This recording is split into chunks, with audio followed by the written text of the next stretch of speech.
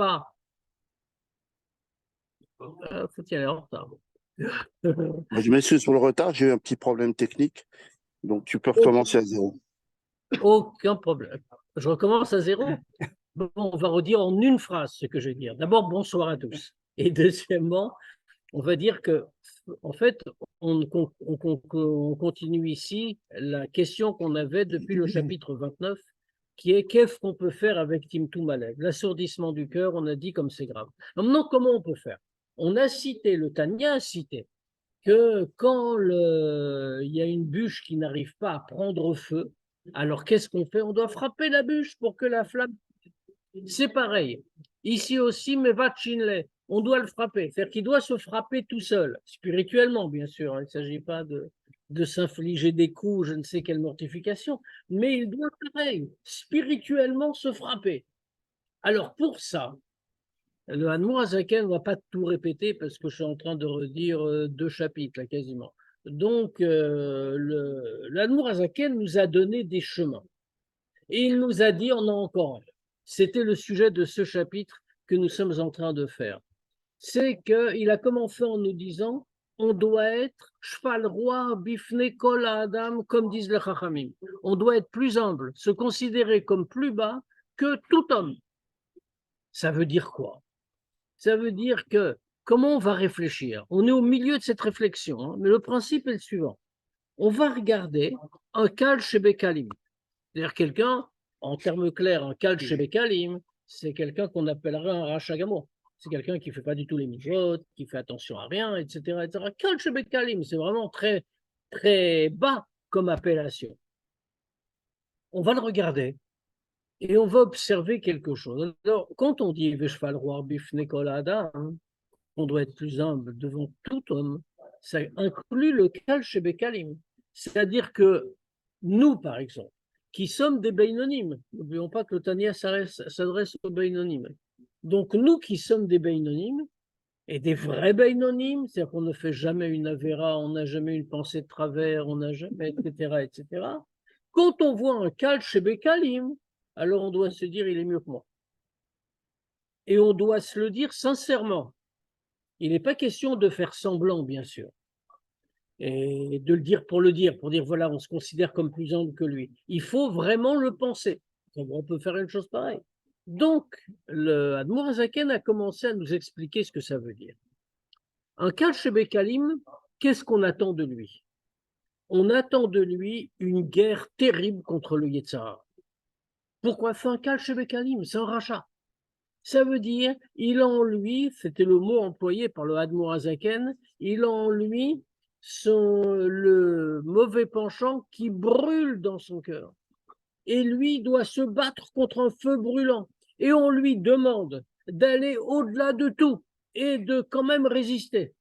Ce qui est une entreprise extraordinaire en réalité, parce qu'encore une fois, c'est pas quelqu'un qui sait étudier, c'est pas quelqu'un qui a étudié, c'est quelqu'un qui ne sait rien du tout, qui a aucun sentiment dans rien, et c'est quelqu'un qui a un Yetzirah énorme qui lui brûle dans le cœur. Mais on lui dit, tu dois t'opposer à ça. Et pas seulement ça, mais en plus, comme le Tanya a dit, alors, c'est vrai qu'il a des circonstances atténuantes, certainement, parce que c'est quelqu'un qui doit être dans la rue pour gagner sa vie. Quand on est dans la rue, il va au marché, et puis au marché, il voit des choses qu'il ne devrait pas voir, mais ce n'est pas sa faute d'une certaine façon. Alors c'est sûr qu'il devrait détourner le regard, mais il n'est pas là-bas pour être là-bas, il est là-bas pour la parnassa. Et pas seulement ça, mais même dans ce degré d'être là-bas au marché, il fait partie des Yoshua Karanot, il fait partie de ceux qui sont assis dans les coins des rues, parce que dans son travail, il a besoin de parler avec les autres, etc. Et dedans, il y a des mots qui sortent qui n'auraient pas dû sortir. Ça veut dire tout est grave pour lui. Mais malgré tout, donc il a beaucoup de circonstances atténuantes, mais malgré tout, nous a dit le Tanya, il n'a aucune excuse. Parce que de toute façon, un juif doit respecter la volonté de Dieu. Et un juif a les moyens de la respecter, par définition. Ça veut dire que vraiment, il n'a aucune excuse. Donc, on lui demande une guerre très forte.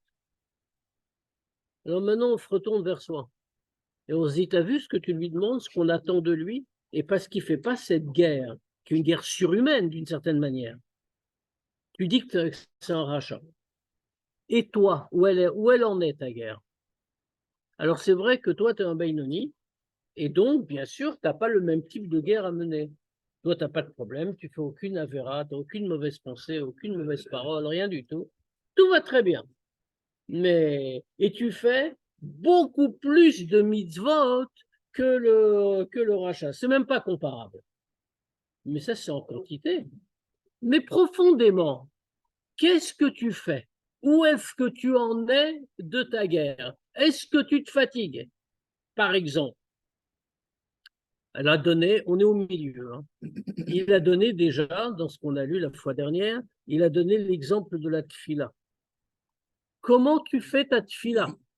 Est-ce que tu te fatigues? Et il a dit une fatigue physique. Il y a bassa, une fatigue du corps, une fatigue physique. Est-ce que tu t'es investi tellement dans ta tfila? Ou alors, est-ce que comme beaucoup de bons juifs, tu as fait ta tfila un peu vite? En regardant comme ça. On ne parle pas ici seulement de comprendre la tfila. Pirouche Amilot, comprendre la traduction de la tfila, ça c'est un dit dans Shulchan Aruch. Ça, on n'a pas le choix. Et donc, le Beinoni, c'est bien évident qu'il comprend les mots qu'il dit. Mais est-ce qu'il s'est fatigué pour être dans la tfila vraiment? C'est qu'on lui dit. Tu t'es pas fatigué? T'as rien fait? Alors où t'en es de ta guerre? Et la même chose, ça veut dire, c'est pas du tout au degré de Milchemet Yetzer, comme a dit le Admour Azaken. Et que à Boer Keesh Leaba, qui est en train de brûler comme un feu ardent, qu'il faut briser maintenant. Et pareil, et c'est là qu'on était, on va reprendre là, donc 6 lignes avant la fin. Vechen, Binyan Birkat Amazon, Vechol Birkot Aneinin, Ve'amitzvot Bekavana. Et pareil, dans le sujet de Birkat Amazon et toutes les Birkot Aneinin. Et alors, comme on avait raconté l'histoire, qu'il y avait un très grand chassid qui s'appelait Reb Pinchas Chen, qui était un très grand chassid du Rebbe Rachab. Et le Rebbe précédent, c'est le Rebbe précédent qui raconte. Le Rebbe précédent, il avait vu que quand il faisait une bracha, il s'asseyait, il passait une bracha, quand je dis bracha, genre chez Akol, il prenait un verre d'eau, avant de boire, il s'asseyait, il passait sa main sur le front comme ça.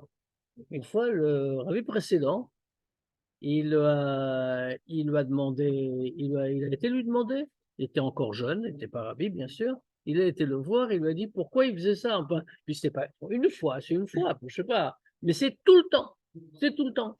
Il a demandé pourquoi, qu'est-ce qui se passe? Et alors, ce chassid lui a répondu, c'est que quand il a eu 12 ans, son père l'a emmené en Yechidout chez le rabbi, chez Rabbi Rachab. Et quand il avait 12 ans, il était âgé déjà.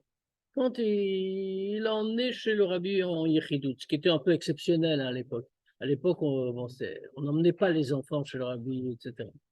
Le rabbi, c'était, dans l'esprit, c'était pour les chassidim, c'est-à-dire pour les gens qui avaient, c'est le cas de le dire, un peu de bouteille. Et, et, et donc, en tout cas, il a dit, quand je suis rentré à 12 ans chez le rabbi en Yechidout, alors il a raconté, le rabbi m'a dit, arrête d'être un enfant. À partir de maintenant, il faut te souvenir. Alors qu'est-ce que ça veut dire? Il a dit le pshat, arrête d'être un enfant. Dans un moment, quand tu dis quelque chose, une bracha, tu dois te souvenir à qui tu l'as dit.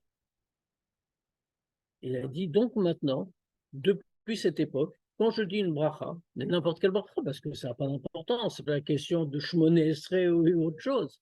Quand je dis une bracha, je m'assois, je réfléchis pour me souvenir à qui je dis la bracha. Et c'est ça qu'il est en train de dire. Ça s'appelle, pareil pour Birkat Amazon, Vechol Birkat Ne'enin, toutes les brachot qu'on dit pour remercier Dieu de quelque chose, Ve'a mitzvot ve'kavana, et toutes les mitzvot ve'kavana, ve'en tsarich loma, kavanat mitzvot lishman, on n'a même pas besoin de dire le cas qu'on doit faire une mitzvah, pas pour soi-même, mais pour la mitzvah elle-même. Tout ça. Donc, il va considérer, il va réfléchir. Est-ce que lui, il réalise tout ça? Est-ce que lui, il a fait, même s'il n'y est pas, mais est-ce que lui a fait tous les efforts nécessaires? Est-ce qu'il s'est tellement fatigué pour l'accomplir? Et ce n'est pas seulement pour la tfila. Le Admorazaken va nous donner l'exemple dans les trois kavines, les trois axes. Là, on a vu l'Imouda Torah. On a vu la tfila, pardon. Pareil, Vechen binyan nesek l'Imouda Torah. Et pareil, pour l'étude de la Torah. L'ilmod arbe yoter mechevtsur tsono lefitivo virgiluto. Aliede milchama atsuma im gofo. Pareil pour l'étude de la Torah. Alors, qu'est-ce que ça veut dire pour l'étude de la Torah? Quel est l'effort? C'est un Benoni. C'est quelqu'un qui étudie tous les jours la Torah, par définition. Et même si c'est quelqu'un qui est à la yeshiva toute la journée ou au kollel toute la journée, c'est la même chose. Est-ce qu'il étudie beaucoup plus que son désir et que sa volonté d'après sa nature et son habitude, aliédé milchama tsumaim gufo, par une guerre très forte avec son corps? Pourquoi? Parce que il ne peut pas tout le temps, parce que c'est difficile, parce qu'il est fatigué, etc., etc., etc. Mais normalement, il aurait dû... Il y avait un juif à l'époque du rabbi précédent qui a été tué en Russie, qui s'appelait Rabbi Tchemat. On l'avait surnommé Matmid. Rabbi Tchemasmid, on prononce. Rabbi Tche, ils l'avaient surnommé Matmid parce qu'il faisait qu'apprendre. Ce juif-là, avant, c'était un misnagel. Avant qu'il fasse chouva, si on peut dire, et qu'il devienne un chassid. Et c'était pas un mistragel, c'est pas méchant, pas un ennemi, ça veut dire. Les chassidim, ils allaient lui parler, parce que c'était quelqu'un de très bien. Ils allaient lui parler, peut-être qu'il doit étudier un peu chassidoute. Il passait sa journée à étudier. C'est quelqu'un qui passait sa journée à étudier, qu'est-ce que ça veut dire? Ça veut dire que le soir, pour ne pas s'endormir, parce qu'il devait étudier, alors la nuit, quand j'ai le soir, c'était pas à 20 heures, hein, il prenait une bassine, on est en Russie, il mettait un bloc de glace et il posait ses pieds nus dessus, comme ça le froid le maintenait réveillé. Et Il va se concentrer avec un bloc de glace dans les pieds. au contraire, sinon il serait endormi, donc comme ça il arrivait à se réveiller, à se concentrer. Se concentrer, c'est un effort intellectuel, rester réveillé. Des fois, le corps, il va te battre. Et c'est ça qu'il dit. C'est une guerre avec son corps. Et alors, après, il a fini par découvrir Chassidut. Il a été émerveillé. Il est devenu un Chassid. Et alors qu'il est... Oui, parce que qu'est-ce qu'il disait? Pardon, j'ai raté une partie de l'histoire. Le Rabbi Shemas, mais donc quand on lui disait, étudie un peu Chassidut, il dit, j'ai rien contre. Mais si Dieu avait fait une 25e heure dans la journée, j'aurais étudié Chassidut, parce que maintenant je ne peux pas, je suis occupé déjà toute la journée. Et il ne plaisantait pas, c'était vraiment pas une blague. Comme j'ai dit, l'histoire du bloc de glace. Après, quand il est devenu un chassid, alors il a commencé à étudier ça tellement émerveillé, c'était un très grand gaon par ailleurs déjà dans Niglet, il s'est mis à étudier Chassidut toute la journée. Et alors, les gens venaient le voir et lui disaient, mais si, pourquoi tu n'étudies pas Niglet? Elle leur répondait comme ça, si Dieu avait créé une 25e heure, il avait pris la même technique, hein, il avait mis un bloc de glace et tout ça. Si Dieu avait créé une 25e heure, alors j'aurais étudié aussi le Niglet. Mais ça veut dire, c'est de ça qu'il parle. Plus que son désir, plus que sa volonté, plus que l'habitude, par une guerre très forte avec son corps. Pourquoi? Qui a l'omed me'at yoter metivo, areze milchama ktana. Parce qu'en vérité, si on va dire à quelqu'un, on parle de quelqu'un comme ça qui doit déboucher son cœur, hein, c'est toujours ça, puisque son cœur est assourdi, comme on a dit. Alors, si quelqu'un va dire, moi, je dis un petit peu plus que ma nature, je vais faire un effort, je vais étudier ce que j'ai l'habitude depuis toujours d'étudier, je vais aller un peu au-delà, je vais faire un peu mieux. Alors, si c'est quelqu'un de simple, c'est très bien. Tu parles un juif, tu sais, des fois tu parles un juif pendant des heures pour que simplement il va venir une fois par semaine dans un shiur. Nous, on parle pas de ça. Ça, c'est pour quelqu'un qui veut enlever le cœur sourd. Alors, dans ce cas-là, c'est milchama ktana. C'est une petite guerre. Vein la RRV dimion im milchemet hayetzer. Et elle n'a aucune commune mesure, aucune comparaison avec la guerre du Yetzer, du mauvais penchant à Boer Keesh, qui brûle comme le feu, des mikré Racha Gamour, Imeino Menatzar Yitzro, qui est appelé un Racha Gamour, s'il ne réussit pas à vaincre son Yetzer, Liot Nichne Venishbar Mipne Avaye, pour être courbé et brisé devant Dieu.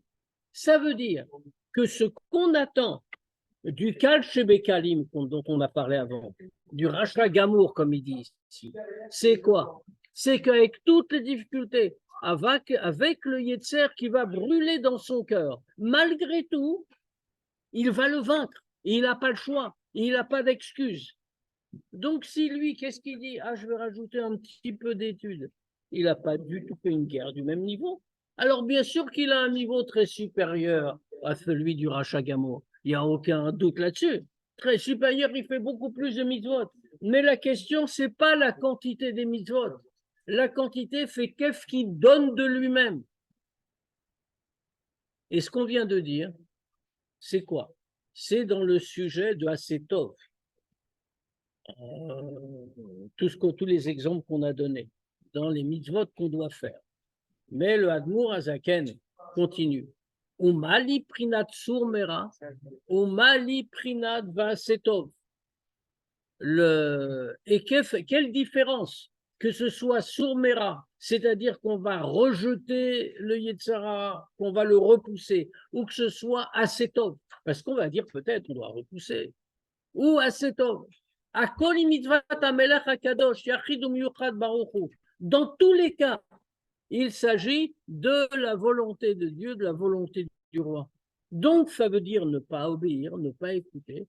C'est quelque chose qui écarte complètement de Dieu. Donc, ça veut dire que lui, on attend de lui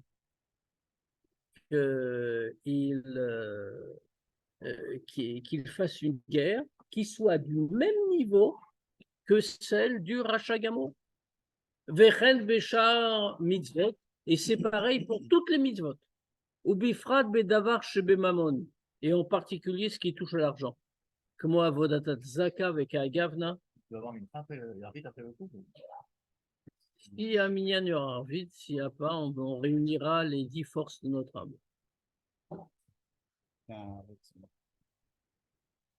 Comme avodatat zaka avec agavna.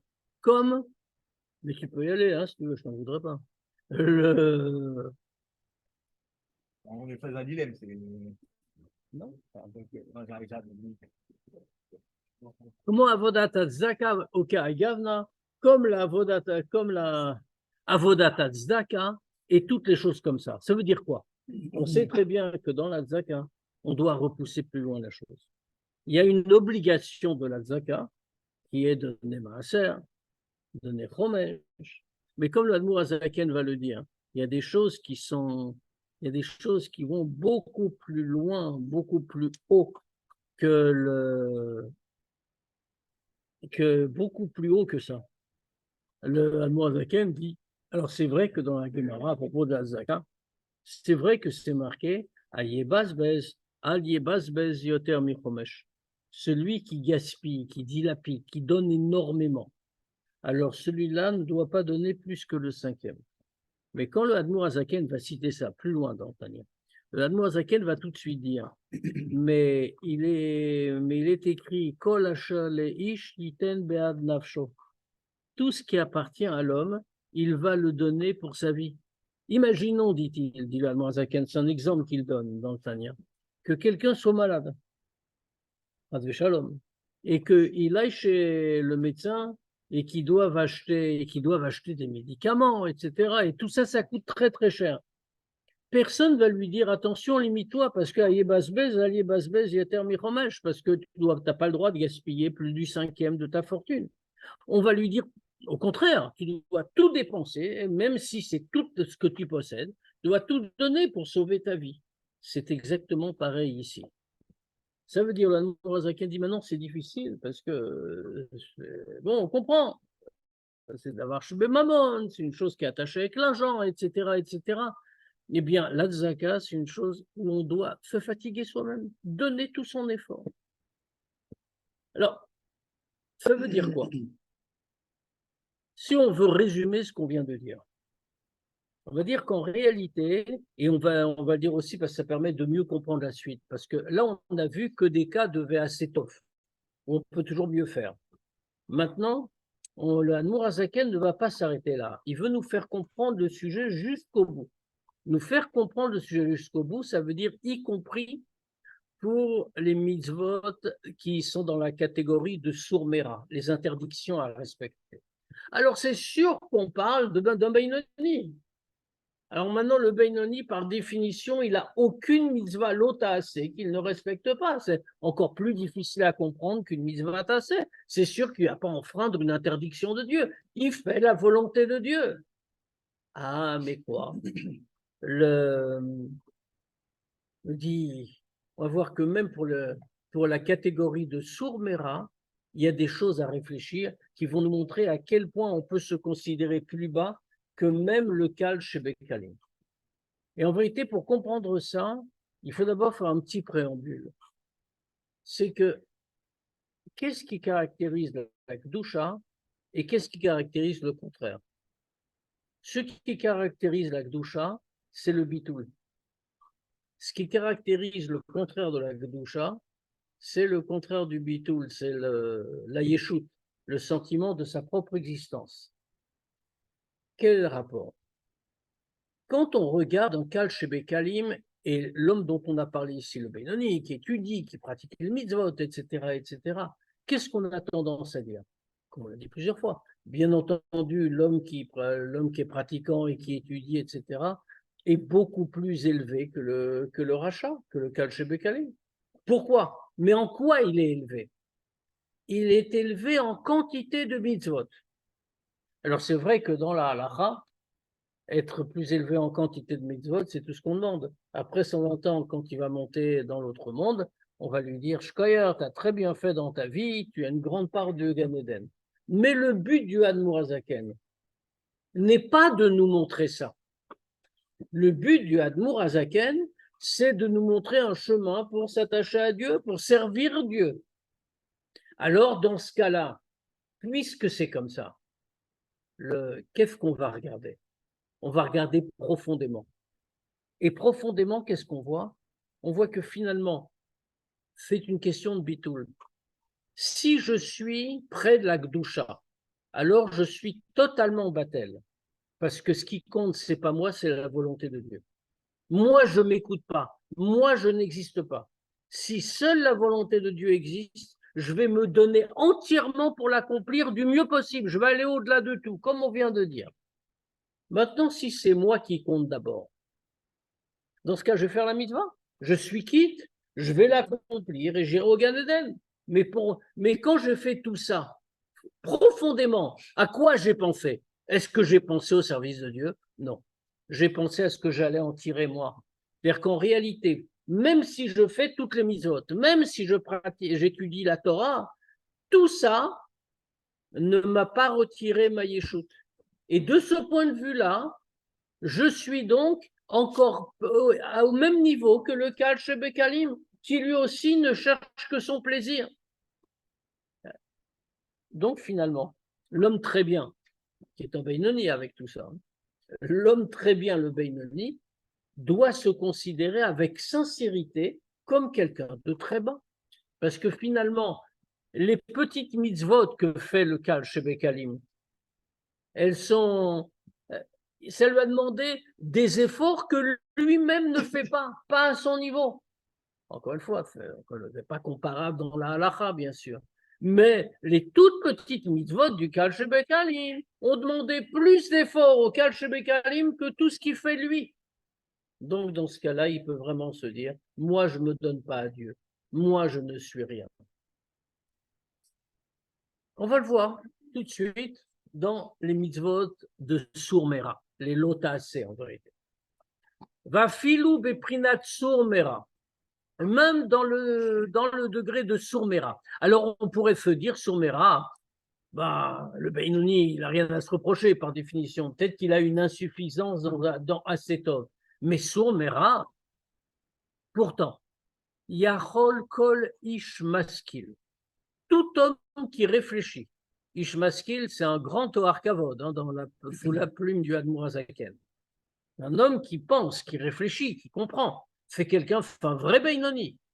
Kol Ish Maskil, Limtso Bema Nafsho, Sheinosan Legamre Mahara, Bakol Mikol Kol. Il peut trouver en lui-même, dans son âme, qu'il ne s'est pas séparé du mal en toute chose. Bakol Mikol Kol. Et il y a un remède dans cette expression. Admorazaken n'a pas écrit juste pour la beauté de la formule. On fait une formule connue, Bakol Mikol Kol, c'est rien du tout. Mais les commentaires du Tanya disent que Bakol, comme on voit dans les psukim, Bakol représente Abraham, Mikol représente Yitzhak, Kol représente Yaakov. C'est ce qu'on voit dans les psukim. Dieu il a béni Abraham Bakol, il a donné à Yitzhak, il a pris Yitzhak Mikol, il a donné à Yaakov Kol. De là, la Gemara, elle apprend que Dieu leur a fait goûter le goût du Gan Eden avant qu'il quitte ce monde. Il apprend de ces psukim-là. Ça veut dire que chacun des trois mots correspond à chacun des trois avots. Chacun des trois avots, qu'est-ce que c'est? Avraham, Bakol, c'est Chesed. Yitzhak, Mikol, c'est Gvura. Yaakov, Kol, c'est Tiferet. Et donc, Bakol, Mikol, Kol, c'est dans les trois axes. Les trois axes d'ailleurs qu'on a retrouvés dans les exemples de Asetov que le Admour Hazaken a donné. Qu'est-ce qu'on a vu? On a vu Tfila, une histoire de Gvura. On a vu Limuda Torah, une histoire de Chesed. On a vu Tzedaka, on a vu Tzedaka, qui est une histoire de Chesed, et on a vu Limuda Torah, qui est une histoire de Tiferet. Et donc, on a vu que dans les trois, c'est ce qu'il lui dit, tu aurais dû te séparer du mal dans tous les 3 degrés. Or, c'est Bemakom Shetzarir les Milchama Atsuma. C'est dans un endroit où on a besoin d'une guerre terrible, Ke'erech, comme selon la mesure de la guerre qu'on vient de dire, qu'on demande au Kal Shebekalim. Va filou parot merech hanal. Et même moins, et enfin même peut-être le Beinoni, s'il examine le Ish Maskil dont on parle, l'homme qui réfléchit vraiment, eh bien, peut-être tu le fais pas. Kegon, par exemple. Le Hafsik be'emtsa sichana. S'arrêter au milieu d'une conversation agréable. Attention, on parle d'un Beinoni. Ça veut dire quoi? Bon, nous tous, nous savons ce que c'est qu'un Beinoni, on en a l'expérience. Sichana, on n'a jamais. C'est interdit. Dvarim Betelim, c'est interdit, c'est sourd. Donc c'est sûr que jamais on fait Dvarim Betelim. C'est écrit clair, c'est la lacha. Donc c'est pas de Dvarim Betelim qu'on parle, puisqu'on parle d'un Beinoni. Simplement, il y a, c'est ce qui est appelé ailleurs d'ivré motrot, des paroles en trop, des paroles superflues. Quelqu'un, il parle, par exemple. Disons qu'il travaille et il doit parler pour les besoins de son travail, de sa parnassa. Parle pour les besoins de sa parnassa, c'est pas un sourd, ça. C'est pas de Varim Betelim, c'est sa parnassa. Il a besoin d'avoir une parnassa pour pouvoir servir Dieu comme il faut. Donc ici, ça ne s'appelle pas de Varim Betelim. Maintenant, pendant qu'il parle de sa parnassa, alors il y a quelques mots en trop qu'il va glisser, qui vont se glisser d'eux-mêmes. Ben, ça va tourner un peu autour d'autre chose. C'est pas vraiment interdit. Il y a une discussion dans la halakha, comment on traite ça. C'est pas vraiment interdit, pourquoi? Parce que d'un côté, il est en train de parler de sa parnassa. Et comme il parle de sa parnassa, alors dans ce cas-là, il a le droit. Mais pourtant, c'est des choses dont il aurait pu se dispenser. Donc, ce n'est pas vraiment quelque chose d'interdit. Mais au niveau de la guerre qu'il doit mener, comme le Kalfebekalim, c'est tout à fait insuffisant. Il aurait dû vraiment ne pas le faire, s'interrompre au milieu. Or, s'interrompre au milieu, Bemtsa Sichana, c'est quelque chose de très difficile. Aussi pour Bignut Raveron. Ou alors, quand il est en train de parler Bignut Raveron, il est en train de parler du mal de son ami. Vafilu Gnai Katan Vekal Meod. Même si c'est une toute petite moquerie et très légère, et Avshouemet, et même si c'est vrai, Vafilu Gdel Nakotatsmo. Alors en vérité, il faut comprendre de quoi il s'agit. Tout de suite, l'Admour Zaken va nous donner un exemple. Il faut comprendre de quoi il s'agit, parce que finalement, on a quand même une question. On parle encore une fois d'un Beinoni. La Shonara, c'est une avéra très grave. Là, on est en train de parler de la Shonara, de quelqu'un qui dit la Shonara sur un autre, qui se moque de lui. Comment, de quel droit? Qu'est-ce qu'on est en train de lui dire? C'est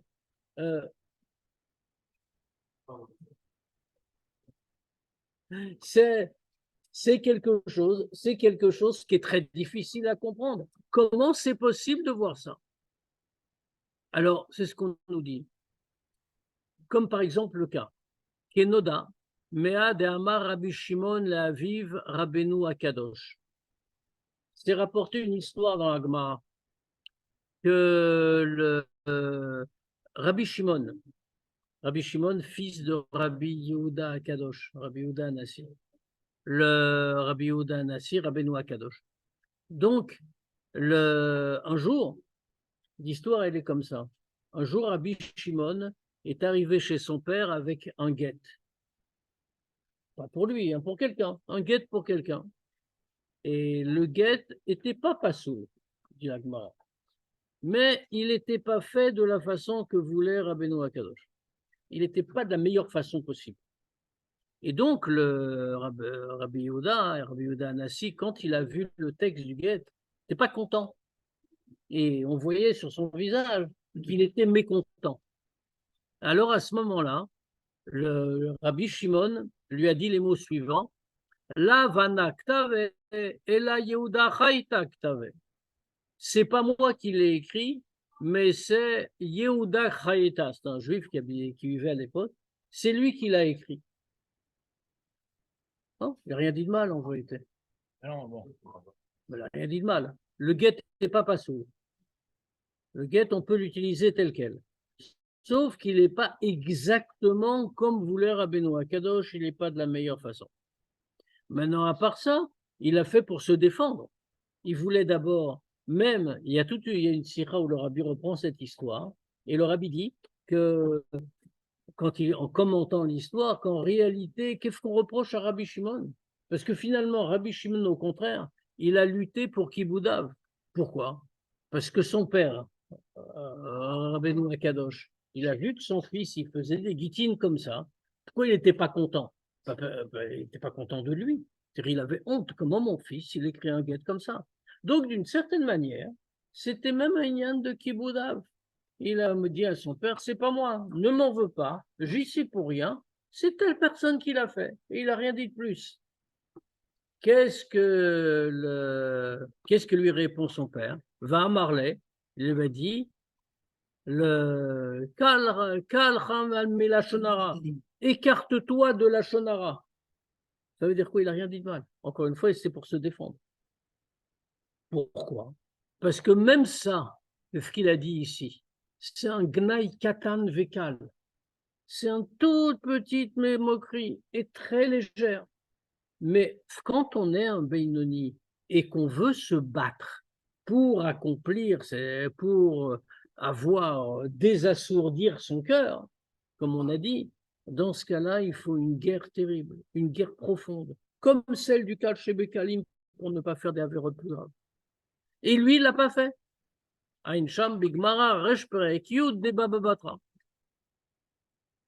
Donc, on voit que même un Beinoni peut tomber dans ces choses-là. et du même type. Kamamile de shkirchetuva. C'est pas les seuls cas. Et dans le même cas, plusieurs choses qui sont très fréquentes. Mais au bifrat, et en particulier quoi? Binyan lekadechatzmo bemutarlo. Et en particulier le principe de se sanctifier dans ce qui est permis. Il y a comme ça un principe, qui est que la Torah nous dit, il est écrit Vit kadishtem viitem gdoshim, et vous vous sanctifierez et vous serez saints. Et c'est commenté comme ça. Qu'est-ce que ça veut dire? Non seulement un juif doit se sanctifier dans les choses interdites en ne les faisant pas, mais il doit aussi se sanctifier dans les choses permises. Et donc, il y a un principe de Kadesh Atzmecha Bemutarla. Sanctifie-toi dans ce qui t'est permis. Par exemple, alors dans la pratique concrète, c'est quelqu'un qui a un plaisir matériel permis. On ne parle pas d'un plaisir interdit. Un plaisir matériel permis. Il aime avoir, je ne sais pas, en vrac, des beaux vêtements, un bon gâteau, enfin, toutes ces choses-là. On ne parle évidemment pas de choses interdites. C'est hors de question. Mais ça lui fait plaisir à lui d'avoir cette chose-là. Alors, dans ce cas-là, s'il cède à ça, ça s'appelle qu'il ne s'est pas sanctifié dans ce qui lui était permis. Oui, ça lui a été permis, mais ça ne suffit pas. Alors, que le Admour Azaken va loin. Il nous dit ce principe-là, fait Sheu Midoraïta. C'est Midoraïta. C'est une mitzvah de la Torah. Comme il est écrit, vous serez, soyez saints, etc., et vous sanctifierez, etc. Alors, on a ici quand même une interrogation. Ici, le Admour Azaken a l'air d'en faire une mitzvah tassée. Une des 613 mitzvot, il dit c'est Midoraïta, une mitzvah de la Torah. On a quand même un problème. Une mitzvah tassée, quand vous regardez dans le Sefer HaMitzvot, puisqu'on est tous devenus des spécialistes du Rambam, quand on regarde dans le Sefer HaMitzvot, le Rambam ne le retient pas dans la nomenclature. Pourquoi? Parce que qu'il y a des principes de qualification. Quand le Rambam a rédigé le Sefer HaMitzvot, il le dit au début, il dit en fonction de quoi il a choisi telle ou telle chose plutôt que telle ou telle autre. Et il y a des mitzvot qu'il appelle mitzvot générales, et celles-là, il ne les a pas considérées comme des mitzvot au sens de la halakha. Ça s'applique constamment, tout le temps, mais ce n'est pas compté comme une mitzvah proprement dit. C'est le cas ici. Et il n'est pas le seul à tenir comme ça. Or, pourquoi le Admour Azaken il est en train de dire ça? Alors, il y a d'autres décisionnaires qui le retiennent, parce que ce qui est resté le plus fort, c'est le travail du Rambam, le Sefer HaMitzvot du Rambam avec le Mishneh Torah. Mais il y a d'autres décisionnaires, d'autres Chachamim qui ont à peu près à la même époque. C'était un peu le roi de ce temps-là. Lui, il n'a pas fait un Sefer HaMitzvot, mais notamment, par exemple, Ibn Gabirol a fait un Sefer HaMitzvot, et lui il retient cette mitzvah-là parmi les mitzvot. Ouais. Et donc maintenant, mais quand même, le Admour Azaken, il a en plus, c'est pas clair, quoi. Comment le Admour Azaken, il se permet de pas retenir le Rambam? Et donc, c'est pour ça, c'est à cette objection-là que le Admour Azaken répond par la phrase qui suit. Vegam divrei sofrim chamurim mi divrei Torah. Et même de toute façon, même si tu vas dire que c'est pas une mitzvah d'Oraïta, c'est pas dans les 613 mitzvot, mais quand même, c'est un enseignement des Chachamim dans ce cas-là, au moins ça. Or, comme c'est marqué, divrei sofrim, c'est encore plus grave en conséquence que divrei Torah. Donc, on doit y obéir au moins en tant que divrei sofrim. souffrir. Ça, c'est un commentaire du Rabbi. Quoi donc? C'est pas un vegan divrei sochrim, hamorim C'est divrei là. Torah. C'est là, le deviner tout seul, ça aurait été très compliqué. C'est comme ça enseigné. À s'enseigner comme ça. Et là, chez Kol Elu Vekayotse Ben, Hen Ma'avonot Sha'adam Dash Be'agvav, Vegam Na'asu Ke'eter Mahmad Sha'avar Veshana Vechulu. Simplement, qu'est-ce que c'est? C'est que tout ça, tout ce qu'on vient d'énoncer, c'est les fautes que l'homme foule au talon. Et donc, pour lui, ça devient comme une permission. Pourquoi? Parce qu'il les a enfreints plusieurs fois et il a recommencé. Donc, pour lui, il n'y a plus de problème en réalité. Il a tellement pris l'habitude qu'il en est venu à considérer ça comme si c'était permis. Donc, on comprend bien que même le masquil, c'est-à-dire même celui qui est très grand, qui est très élevé, il peut avoir des choses à régler, pas seulement dans Assetov, mais même dans Surmera. Et là, chez Kol Eluv Kayotse Ben, pardon, Aval Behemet, Imouyo de Sefer. Et maintenant, il doit se poser la question. Behemet, Imouyo de Sefer, ou Marsik Batora, Betora Tavaye, Vekirvat Elokim Yerpatz. Maintenant, en réalité, une fois qu'on a bien vu tout l'environnement, tout ce qui se passe, alors dans ce cas-là, si lui, c'est quelqu'un, ce masquine, c'est quelqu'un de bien, c'est-à-dire c'est quelqu'un qui s'est étudié, c'est un Yodéa Sefer, ou Marzik Betorah Tavaye, il tient la Torah de Dieu, Vekirvat Elokim Yarpatz, et il désire se rapprocher de Dieu. C'est pas comme le Kal Shebekalim. Le Kal Shebekalim, lui, veut rien de tout ça. Lui, il veut tout ça. Dans ce cas-là, Gadol Avono Minso. Sa faute est plus grande que ce qu'il peut porter. Vashmato Gadla Bekifle Kiflaim.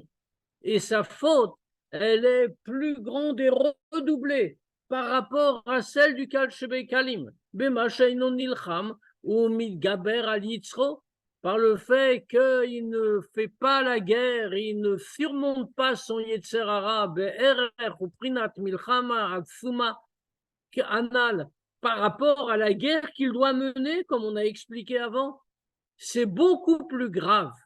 Mais Ashmat Kal Shebekalim, Miyosh Vegranot, mais Vaye Torato fait beaucoup plus lourd que la faute du Kal Shebekalim, qui est assis au coin des rues, qui est très loin de Dieu et de sa Torah, Ve'ein Ashmatam Gdola Kolka, Bemash Einam Koshim Yitzram Aboer Kaesh Leaba, et leur faute n'est pas si grande dans ça qu'ils ne réussissent pas à vaincre leur Yetzer, qui brûle comme un feu ardent, Mipne Pachad Avaye, du fait de la crainte de Dieu. Pourquoi? Parce que justement, lui, c'est un masquil. Lui, il est grand. Et donc, la guerre doit être aussi grande. Alors, elle doit être à son niveau, pas au niveau du Kal Shebekalim. Et donc, sa faute est encore plus grande que celle du Kal Shebekalim. Le petit détail, il va être comptabilisé beaucoup plus grave qu'une grande. Ce n'est pas une question de comptabilisation. Oh, comme on a dit au Gan Eden, il aura un grand Gan Eden, il n'y a pas de problème. Le cachère avec Dieu, Exactement. Il y avait une fois, il y a une histoire qui est racontée comme ça. Quand la Russie est devenue communiste, ils ont interdit aux gens de ne pas travailler le Shabbat. C'est-à-dire, tous les magasins devaient ouvrir le Shabbat. C'était très grave, on risquait d'être arrêté, etc. C'est lui qui a raconté cette histoire. Il s'appelait Reprochke Feigin, le Rav Feigin, qui a été tué en Russie. Et donc, qui a été tué dans les prisons, enfin, je veux dire, qui a été tué par Staline.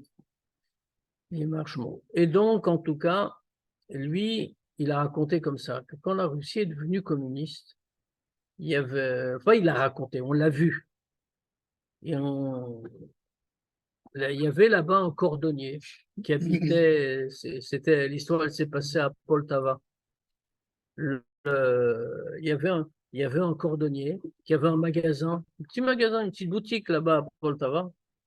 Et bon, quand les communistes ont ordonné qu'il faut tout ouvrir le samedi, qu'on n'a pas le droit de fermer ce jour-là, il a ouvert sa boutique. Il s'est mis à travailler le samedi. Et donc, ce juif-là, qui était un juif très simple, bon, qui était chômeur Shabbat et tout ça, mais bon, qu'est-ce qu'on peut faire? C'est les communistes, c'est le pouvoir, il avait peur et tout ça. Et donc, il a ouvert. Et il a arrêté d'être chômeur Shabbat. Et tout le monde parlait de lui et disait, voilà, c'est un rachat.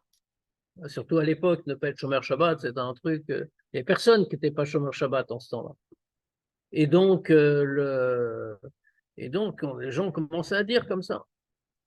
Et lui, il a raconté à proche que Feiglin, il passait devant la boutique pour aller à la choule. Et donc, il voyait que ce juif-là, il était en train de travailler toute la journée. Et quand il voyait, il a raconté, il a fait une fois un Farbrengen comme ça. Et il a dit, quand je passe devant chez lui, je dis, voilà, ce juif-là, c'est un juif très simple. Il connaît rien, il n'a jamais étudié. Il comprend pas ce que c'est que le Shabbat. Il respectait Shabbat, mais il ne respecte plus. C'est dommage, bien sûr. Mais il comprend pas ce que c'est que le Shabbat. Il comprend pas la grandeur du Shabbat. Alors il dit, et lui, il enfreint le Shabbat. Il dit, mais moi, exactement ce qu'on est en train de dire ici. Mais moi, je sais, j'ai étudié tant et tant d'années, et je sais très bien ce que c'est la grandeur du Shabbat. Et moi, est-ce que chaque minute de Shabbat, je le vis comme Shabbat? Ça veut dire que moi, je suis plus, moi, Roshke Feiglin, je suis plus Mechal el Shabbat que ce juif-là. À mon niveau, bien sûr, Mechal el Shabbat au sens spirituel, pas au sens matériel. Mais ça revient au même. Et c'est exactement pareil, ce qu'on est en train de dire. Finalement, la faute du masquil est plus grande, parce que lui, il est justement à un autre niveau, il aurait dû être conscient. Bon, on va aller jusqu'en bas de la page. Donc, un Kal Shebekalim, il ressent pas, il voit pas. Il n'arrive pas à lutter contre le feu ardent qu'il a dans son cœur du fait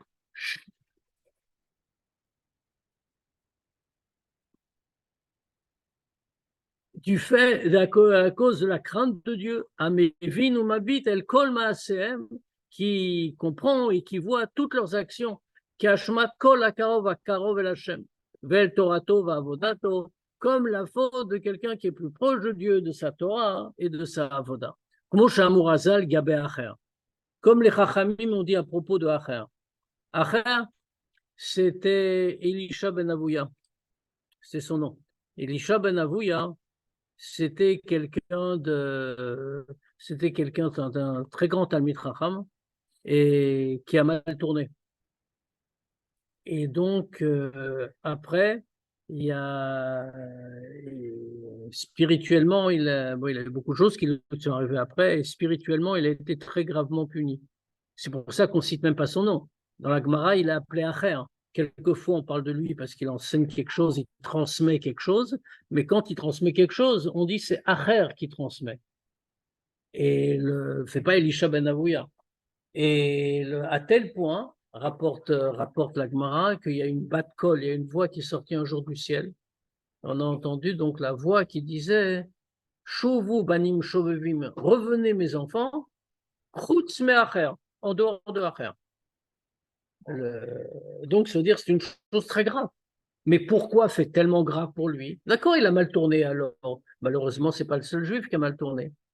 Et il y a marqué Sheyada Birvodi, parce que Dieu dit, lui connaissait ma gloire. Comme il connaissait ma grandeur, il n'avait pas le droit de faire ça. C'est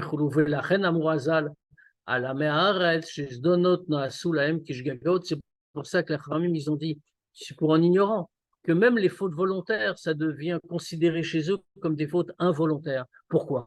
Parce qu'ils ne se rendent pas compte de ce qu'ils font. Soit ils ne savent pas du tout, mais ça c'est encore une autre chose. Mais en tout cas, ils ne se rendent pas compte. Donc, qu'est-ce qu'on voit de là? Le maskil, le Benoni, il doit réfléchir comme ça. Et il doit se dire, il doit se dire, là vraiment, il peut être cheval roi bifne kol adam. Il peut être plus humble que tout homme. Pourquoi plus humble que tout homme? Parce qu'effectivement, est-ce qu'il mène la guerre qu'on attend du Kal Shebekalim? Et s'il ne mène pas la guerre au même niveau, alors dans ce cas-là, il a tout raté. Maintenant, quand on réfléchit comme ça, un petit peu l'avant-goût la semaine prochaine, quand on réfléchit comme ça, on va être très triste. On risque d'être très triste parce qu'on va se rendre compte à quel point on est bas, à quel point ça va pas. Donc, ça va pas aller du tout. Et alors, alors, l'Admoisaken, dans le chapitre suivant, va nous mettre en garde. Et il va nous dire, attention, l'important, c'est d'être toujours joyeux. Parce que sans la simra, on n'y arrivera pas. Donc, il va nous expliquer comment être bessimra tout en ayant tout ça en tête. C'est un peu comme dans les deux chapitres où tu disais qu'il ne faut pas que tu sois triste parce que tu as des mauvaises pensées, parce que si Dieu t'a envoyé ça, c'est parce que tu peux faire le ton Ouais, non, là c'est plus, parce que là, c'est toi-même qui te rend triste. Parce que tu es en train de réfléchir à ce que tu es. C'est pas que ça devient comme par ça. rapport aux pensées, ouais. Bon, on peut se donner le temps de répondre à quelques questions si on a. Bonjour Rabbeinu Chaim. Oui. Je voulais te faire un petit coucou, c'est Shimon Belaïch. Ah. Ah, bah écoute, ça fait plaisir de t'entendre. Ouais, ça fait plaisir de te voir, ça fait longtemps. Oui, ça fait un petit moment. Il faudra qu'on organise ça un moment ou un autre. Amen, si Dieu veut, Rabbeinu. Bezrat Hashem. Bon, je vous donne rendez-vous à jeudi pour la Sikha Bezrat Hashem. Kol tov.